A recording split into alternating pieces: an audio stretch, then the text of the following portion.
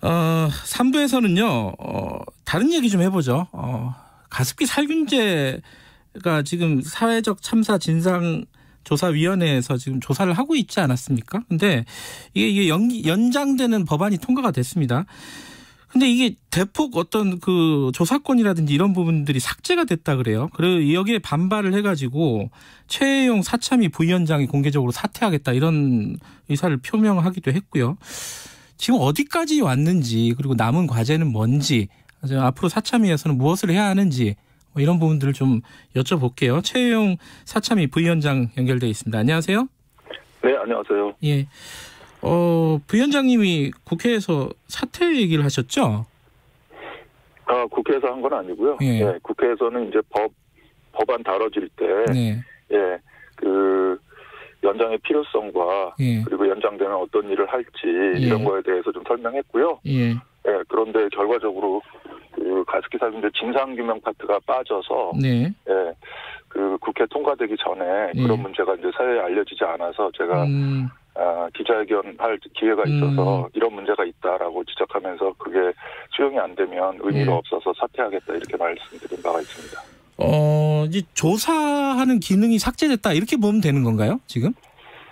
예, 그 세월호와 이제 가습기 살균제 두 가지를 다루는 게 그 저희 사참이죠. 특조인데요. 예. 네, 세월호에 대해서는 이제 계속 그 진상규명도 하고 네. 하는 건데 가습기 살균제의 경우에는 진상규명을 하지 않도록 못하도록 그 조항을 삭제해 버려서 네. 사실상 뭐 거의 가습기 살균제 문제는 거의 기능이 없어진 거죠. 물론 이제 피해 구제라든지 이런 부분은 남아 있지만 제일 중요한 진상규명 부분이 빠져버렸습니다.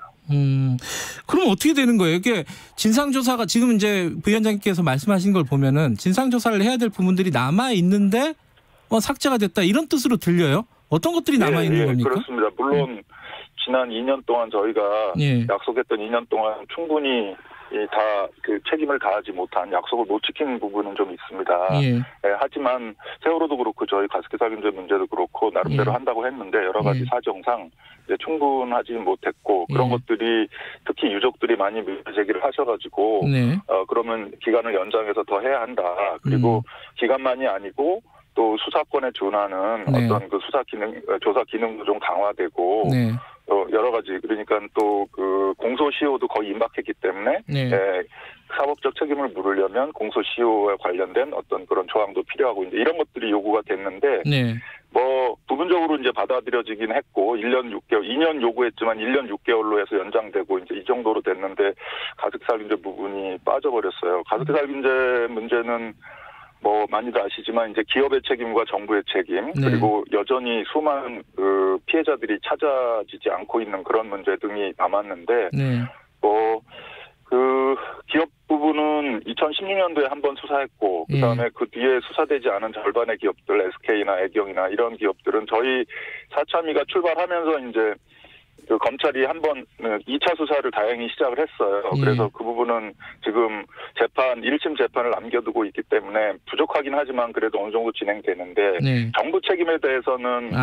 거의 물어지지 못했습니다. 그래서 사실 정부 책임에 대해서 본격적으로 책임을 묻는 어떤 그런 이제 시작인데 저희가 못하도록 그렇게 하는 바람에 정부 책임에 대해서는 면죄부를 주는 거 아니냐 이제 이런 상황이 돼버렸습니다. 지금이라도 뭔가 좀 개선 조사권을 다시 부여하거나 이럴 수 있는 건 아닌 건가요? 어떻게 법이 통과가 돼가지고 어떻게 되는 이미 겁니까? 본회의에 통과돼 버렸고 어제인가 그제 그 국무회의에서도 의결을 했어요. 그러니까 다시 입법 과정을 거치는 건 쉽지 않아 보이는데 지금이라도 저희는 이제 국민적인 어떤 공감대를 만들어서 그렇게 해야 된다고 보고요. 뭐 그래도 특조위가 할 수 있는 일이 일부 있으니까 피해 지원이나 이런 부분들은 또 나름대로 해야 되는,데 저는 이미 사퇴 의사를 밝혀서 워낙에 이제 제가 해왔던 시민운동 방식으로 시민사회에 다시 돌아가서 가습기 문제를 비롯해서 이런 이제 환경 문제가 국민 건강과 생명에 영향을 주는 그런 환경 보건 운동을 계속 하려고 합니다. 그래도 부위원장님이 이렇게 사퇴하시면은 안 그래도 만약에 권한이나 이런 것들이 축소된 가습기 살균제 조사 같은 것들이 더 난항을 겪게 되는 거 아닙니까? 어떻게 봐야 될까요? 특조위 차원에서는 아쉬움이 많을 수밖에 없죠. 결국 이제 특조위라는 게 법에 의해서 권한을 가지고 하는 거기 때문에 저도 많이 아쉽습니다만 이 법의 권한이 주어지지 않으면은 또 강제적인 조사나 이런 걸 할 수가 없기 때문에 네.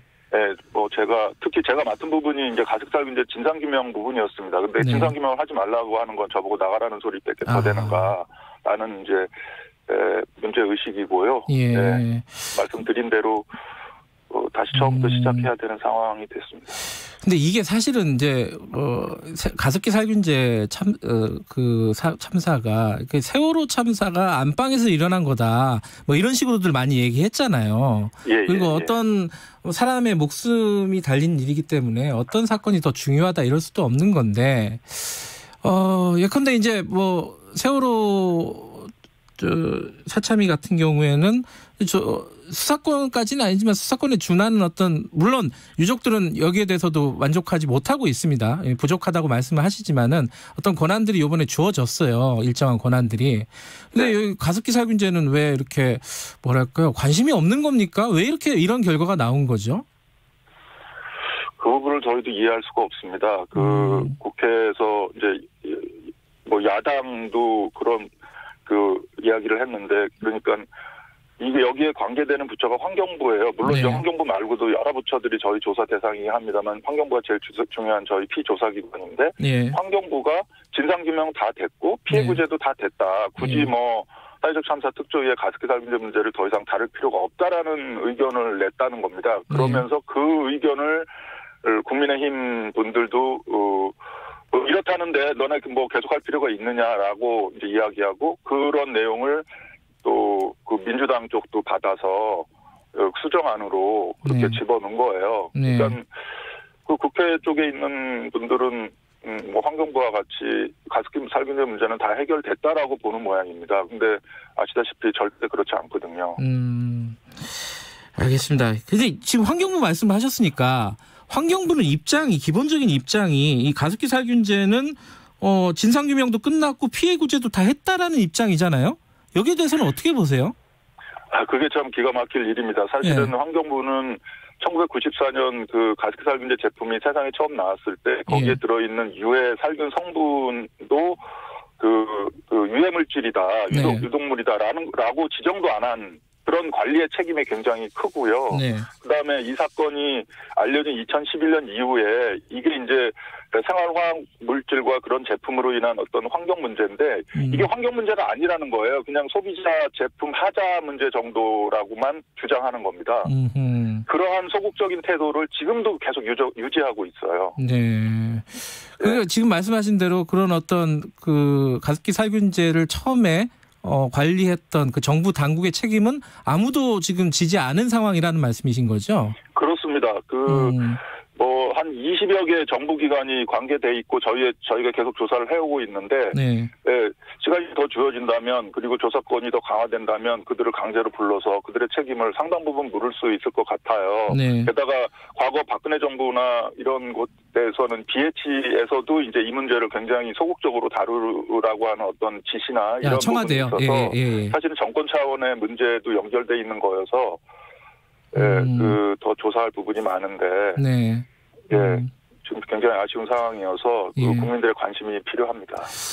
그러니까 그 정부 근데 공소시효 같은 것들은 어떻게 됐습니까? 이거 워낙 오래돼 가지고.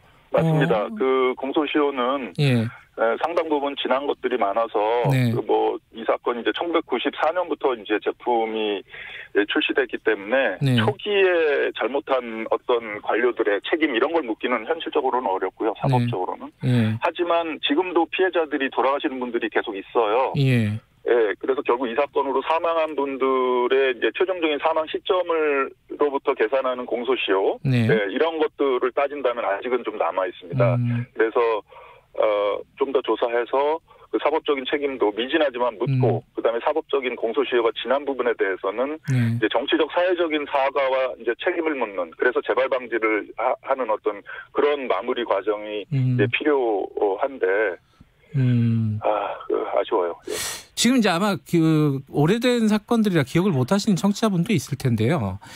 이게 사망자라든가 피해자들이 계속 늘어나는 사건이잖아요, 이게. 지금 현재 사망자는 한 몇 명 정도로 집계를 하고 계신 겁니까? 예, 집계라고 하면 이제 피해 신고된 분들과 네. 신고되지 않고 저희들이 그 전체적으로 전국 규모로 피해자가 몇 명 되는지 이제 추산하는 두 네. 가지가 있는데요. 예. 이제 추산 규모로 보면 그러니까 이 제품을 사용한 사람은 거의 그 6,700만 명으로 확인되고 그중에서 한 10%가량이 한 60만 명에서 70만 명 정도가 건강 피해를 입은 것으로 보고 그다음에 한 14,000명에서 한 2만 명 가까이가 직접 사망한 것으로 그렇게 추산이 됩니다. 아, 14,000에서 2만 명? 예, 상상을 초월하죠. 예. 그런데 최근까지 신고된 피해자는 7,000명 정도 되고 그중에 사망자는 한 1,500명 됩니다. 그게 환경부나 정부 당국의 책임도 있지만은 얼마 전에 사실은 옥시 레빗 벤키처, 그러니까 흔히들 옥시라고 부르는 그 회사가 사실 이 유독성을 확인하고도 은폐했다. 거기에 또 김앤장도 같이 조력했다. 이런 조사 결과를 발표하신 적이 있잖아요. 예, 맞습니다. 근데 물론 옥시 같은 경우에는 대표이사가 사법적인 책임을 지긴 했지만은 그 외에 뭐 은폐 의혹이라든가 이런 부분에 대해서는 아직 책임진 사람 없는 거 아니에요, 이거? 그 은폐 부분은 지금 이번에 검찰의 2차 수사로 일단 그 실형을 받은 사람이 나오긴 했습니다. 근데 이제 그거는 은폐 부분이고 실질적으로 이 잘못 만들어진 이 제품 사용으로 인해서 소비자들이 죽고 다친 부분에 있어서는 굉장히 제한적인 책임만 물어진 거예요. 예를 들어서 옥시의 경우만 하더라도 그 초기에 사장을 했던 신현우라는 그런 한국인 사장만 처벌받았고 맞아요. 이게 이제 레킷 벤키저가 영국 회사인데 영국 본사가 임명한 외국인 임원들에 대한 조사는 전혀 이루어지지 않았습니다. 그분들의 그 책임이 굉장히 크다고 보고 저희들이 이제 국제 인터폴까지 동원해서 그 책임을 묻는 그런 수사와 진상규명이 필요하죠. 부위원장님 생각하실 때는 어쨌든 지금 어떤 여론의 힘을 얻어서라도 이런 조사권이라든지 이런 것들을 다시 부여하는 방안이 좋겠다라는 말씀이신 거죠? 저는 그렇게 생각합니다. 알겠습니다. 이거 좀 국회에서 논의되는 과정이나 이런 부분들을 지켜보겠습니다. 서주현 님이 우리 모두가 피해자다. 이런 것들을 지워버릴 문제가 아니다. 이런 말씀도 해주시고요. JHS님은 환경부가 책임 회피하고 넘어가려는 것 같다. 끝까지 갔으면 좋겠다. 이런 말씀도 해주셨습니다. 상황 좀 지켜보고 부위원장님 뭐 사퇴 의사를 밝히셨지만 계속 이게 진상 규명 위해서 노력하시겠다는 말씀이시잖아요. 그죠? 예, 시민사회로 돌아가서 시민운동 차원에서 계속합니다. 네, 알겠습니다. 오늘 말씀 감사합니다. 감사합니다. 최여용 사참위 부위원장과 이야기 좀 나눠봤습니다. 지금 시각은 8시 43분입니다.